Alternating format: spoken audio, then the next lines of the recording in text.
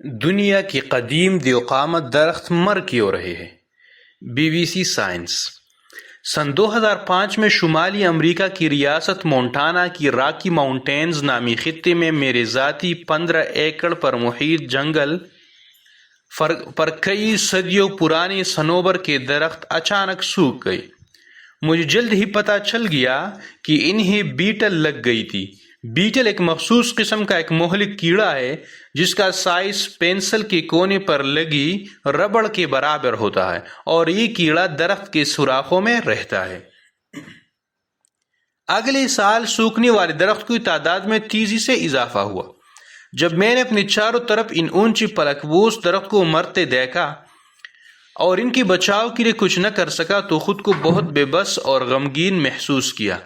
اگرچہ ان درختوں کی موت کا فوری سبب تو یہ مقامی کیڑا تھا، مگر اس کا اصل سبب اس خطے میں سردی کی شدت میں آنے والی کمی تھی۔ جب میں پہلی بار 1970 کی دہائی میں کے آخر میں مونٹانا منتقل ہوا تھا تو سردیوں میں بعض اوقات ایک وقت میں ہفتوں تک -34 ڈگری سینٹی گریڈ یا اس سے بھی کم درجہ حرارت عام بات ہوتی تھی۔ مونٹانا کا ریکارڈ سرترین درجہ حرارت -57 سینٹی گریڈ ہے۔ اب سردیوں میں کم سے کم درجہ حرارت شاذ و نادر ہی -18 یا اس سے کم ہوتا ہے۔ اگرچہ درجہ حرارت اس سے کم ہوتا ہے تو یہ عام طور پر صرف 1 یا 2 دن کے لیے ہوتا ہے۔ یہ درجہ حرارت اتنا ٹھنڈا نہیں ہوتا کہ صنوبر کو نقصان پہنچانے والے بیٹل کو ہلاک کر سکے، کیونکہ یہ کیڑا قدرتی طور پر ایسا کیمیکل بناتا ہے جو مانع انجماد اینٹی فریز ہوتا ہے، یعنی اس سے جم جانے سے روکتا ہے۔ 3 سال کے اندر میرے جنگل کا 90% سے زیادہ حصہ مر گیا۔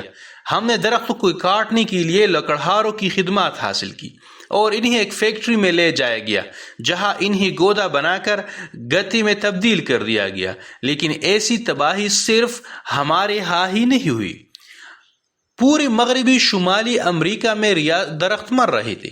کینیڈا کی صوبے برٹش کولمبیا میں سن 2006 اور سن 2007 میں پختہ عمر کے صنوبر کے درختوں کا 80% ذخیرہ ضائع ہو گیا تھا اور کاربن کے منبع میں بدل گیا۔ پورے مغرب میں درخت مرتے رہے ہیں۔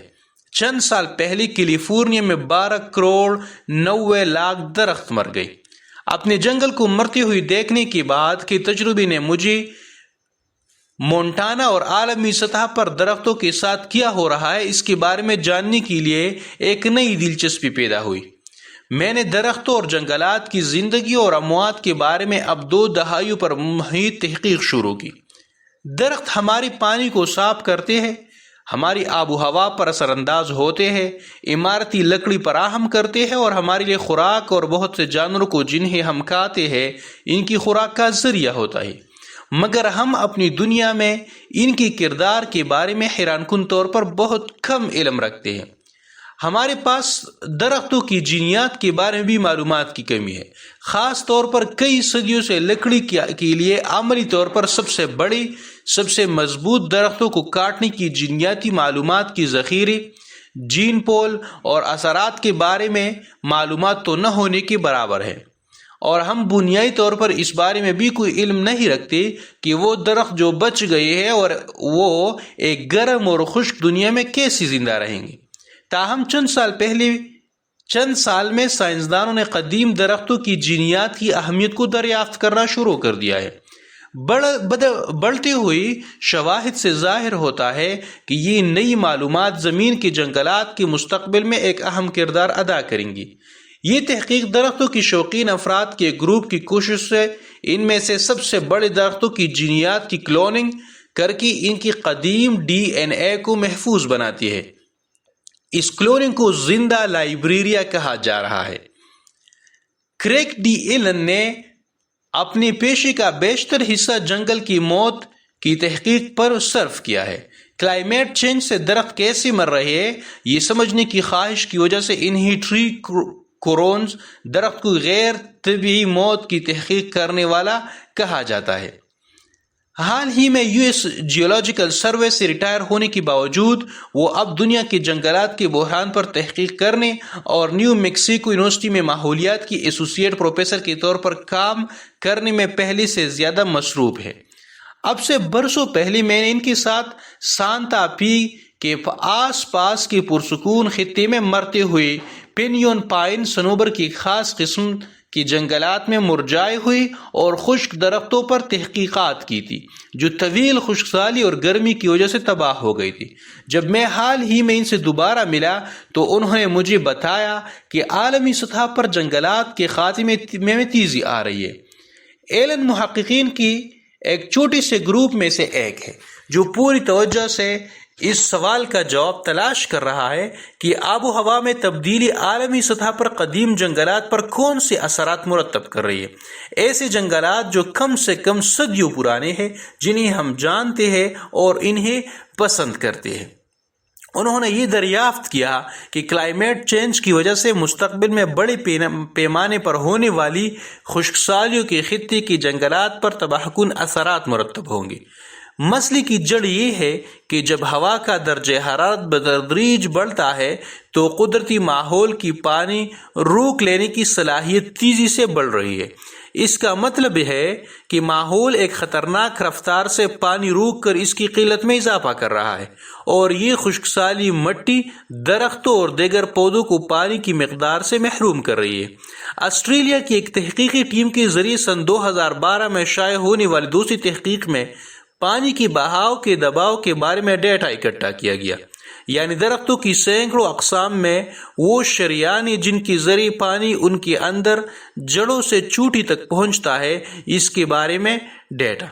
اس تحقیق کے ذریعے پتہ چلا کہ گرم خشک سالی بہت تیزی سے جنگلات کو خشک کر رہی ہے، اور بہت سی جگہوں پر درخت مزید پانی کی اوپر کی جانب بہاؤ کے دباؤ کو برقرار نہیں رکھ سکتے، جس کی وجہ سے ایمبولزم، درخت کے سوتوں یا شریانوں میں پانی کا خشک ہونا جیسی بیماری پیدا ہوتی ہے۔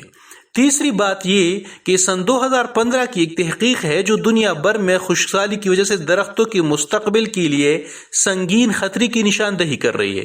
ایلن نے مجھے بتایا کہ یہ تحقیق کہتی ہے کہ ایریزونا اور الجیریا سے لے کر البرٹا اور جنٹائن تک مرطوب اور خشک، گرمی اور خشک سالی کی واقعات سے جنگلات کی ہر بڑی قسم تاریخی طور پر غیر معمولی طریقے سے مر رہی ہے۔ سب سے اہم بات یہ ہے کہ گرم خشک سالی جو زیادہ بار بار اور گرم تر ہوتی جا رہی ہے، درختوں کی ہلاکت کا سبب بن رہی ہے۔ سانتا باربرا کی یونیورسٹی آف کیلیفورنیا کی اسسٹنٹ پروفیسر اینا ٹریگمین کا کہنا ہے کہ جب خشک سالی ختم ہو جائے اور درختوں کو دوبارہ اچھی طرح سے پانی دیا جائے تو ان کے پاس اپنے کچھ تباہ شدہ اعضاء کو دوبارہ اگانے اور بحال کرنے کا موقع ملتا ہے، لیکن آپ کو بار بار خشک سالی ملتی ہے تو اس کے نتیجے میں بحالی کی طویل مدتی عمل میں کمی واقع ہو سکتی ہے، کیونکہ وہ ٹھیک نہیں ہو پاتے کہ خشک سالی پھر سے آ جاتی ہے۔